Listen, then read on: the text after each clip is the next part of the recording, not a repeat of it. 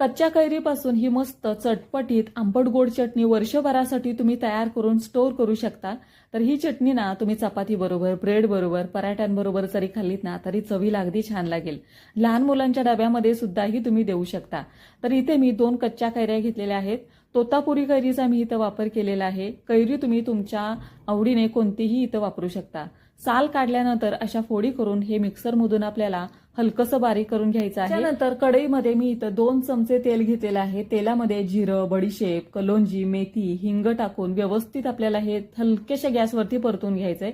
त्याच्यानंतर 2 चमचे लाल तिखट टाकलं, थोडीशी हळद टाकलेली आहे। मसाले परतत असताना गॅसचा फ्लेम अगदी कमी ठेवायचा आहे। त्याच्यानंतर हा आंबा बारीक केला होता ना तो पण परतून घ्यायचा।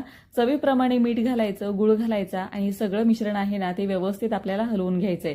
आता गुळाऐवजी तुम्ही इथं साखरेचाही वापर करू शकता।